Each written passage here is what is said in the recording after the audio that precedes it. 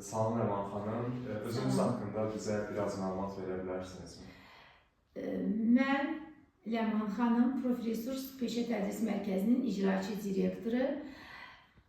Mərkəz 10 ildən artıqdır ki, fəaliyyət göstərir və fəaliyyətə başlayan dövrdən müəllimə kimi işə qəbul olmuşam. Hal-hazırda icraçı direktor vəzifəsində çalışıram. Sağ olun. Növbəti sualımız belə olacaq. Peşənizi seçəndə idarəçi və lider olacağınızı düşünürsünüzmü? Peşəmi əlbəttə ki, bütün uşaqların arzusu kimi uşaqlıqdan düşünmüşdüm ki, müəllimə olacağam. Amma müəllimə özü də bir idarəçidir. Sinifin idarə olunması, uşaqların idarə olunması. Sonra artıq təcrübə əsasında bir kollektiv idarə olunmasına keçirik. Lider olacağımı, idarəçi olacağımı, hansısa bir kollektivi idarə edəcəyimi heç düşünməmişdim. Amma sinifi idarə edəcəyim barədə artıq qərar vermişdim. Sağ olun. Ləman xanım, sizi lider kimi formalaşdıran hansı təcrübələriniz olmuşdur? İlk öncə onu deyim ki, lider və idarəçi arasında eyni amil olsa da, amma onlar eyni nöqtəyə gəlsə də fərqli tərəfləri var. İdarəçilik işin texniki tərəfləridir. Hansı ki, sənədləşmə, iclas necə tərtib olunur, kollektivdə subordinasiyaların qorunması, hansısa işin təşkili, iş kollektivində, kollektivin idarə olunan tərəflərdə gördüyümüz nöqsanlarla bir yerdə idarəçilikdən söhbət gedir. Lider idarəçi demək deyil, idarəçi hamı ola bilər. Müəyyən qanunları bilib, sənədləşmələri bilənlər idarəçi ola bilər.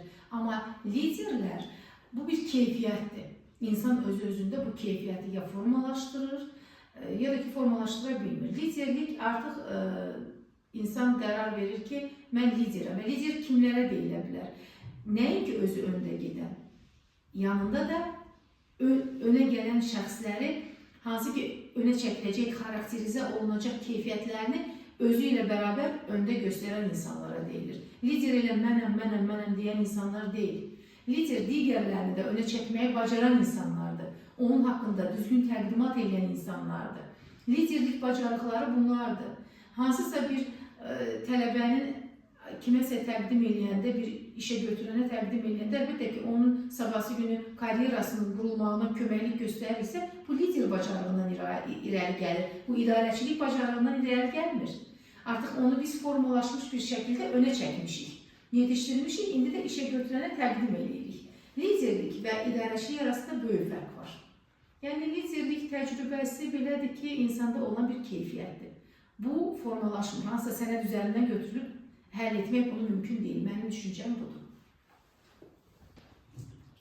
Növbəti sualımız belə olacaq. Sizcə liderlər doğulur, yoxsa yetişdirilir? Bu mənim şəxsi fikrimdir.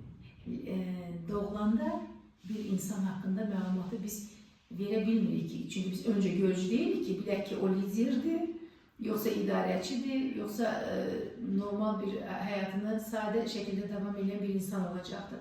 Məncə həm doğulur, həm yetişdirilir, həm də formalaşır ki, gələcəyin lider olsun.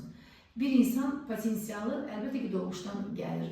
Doğulanda artıq insan Allah Taala tərəfindən ona verilmiş bir potensialı olur. Mən daha çox buna əminliklə deyə bilərəm ki, doğulur. Çünki ailədən də irəli gələ bilər, genetikadan da irəli gələ bilər. Hansısa bir genetik faktorlar var ki, o ailədə liderlər daha çox olur. Necə ki, alimlər olur, bir ailədən riyaziyyatçılar çıxır, bir ailədə müəllimlər formalaşır, bir ailədə həkimlər formalaşır, eləcə də bir ailədə liderlər. Liderlik doğulub, yetişdirilir və formalaşır. Lider kimi qarşılaşdığınız ən ciddi hadisəni təsvir edə bilərsinizmi və siz bu hadisəni necə dəf etmişdiniz? Bir insan yaxşı bildiyi hər hansı peşə olsun, fərqi yoxdur. Bu mühəndis ola bilər, həkim ola bilər, müəllim ola bilər. Amma ən çox müəllimlikdə, belə deyim ki, lider kimi sənin qarşında bir çətinlik görürsənsə, deməli yaxşı müəllim deyilsən. Mən öz peşəmə aid edirəm bunu. Çünki nə tərbiyəsiz uşaq yoxdur, nə idarə olmayan insan yoxdur. Sadəcə yanaşma düzgün seçilməlidir. Mənim qarşılaşdığım çətin bir nə tələbə olmuyor, nə də bir vəziyyət olmuyor ki, mən o vəziyyətdən danışım ki, elə bir çətin situasiyadır ki, mən bundan zorla çıxmışam, bunu belə demək olmaz. Yəni, yalan olar. Əgər səmimi etirafımı eşitmək istəyirsinizsə, bunu tələbələr də bilər, 10 illik təcrübəmdə də var. Hardasa paylaşım olsa da bunu deyəcəklər ki, vəziyyətdən çıxış yolu liderlikdə deyil, peşəkarlıqdadır. Sən işinin peşəkarı olmalısan. Lider hər yerdə ola bilər. Amma o lider işinin peşəkarı olmalıdır. Mən lider kimi yaxşıyam, bacarıqlıyam. Bu dəqiqə məni aparıb hansısa bir mağazada satıcı kimi qoysanız, mən orada lider olsam da işin ötəsinə gələnməyəcəm. Çünki bilmirəm nə harda və neçəyə satılmalıdır. Batıraram o işi. Amma mən müəllimə kimi liderəmsə, mən hər bir uşağın yolunu tapacam. Onun dilini də tapacam, onu idarə edə biləcəm və belə bir çətinliklə rastlaşmamışam indiyə qədər.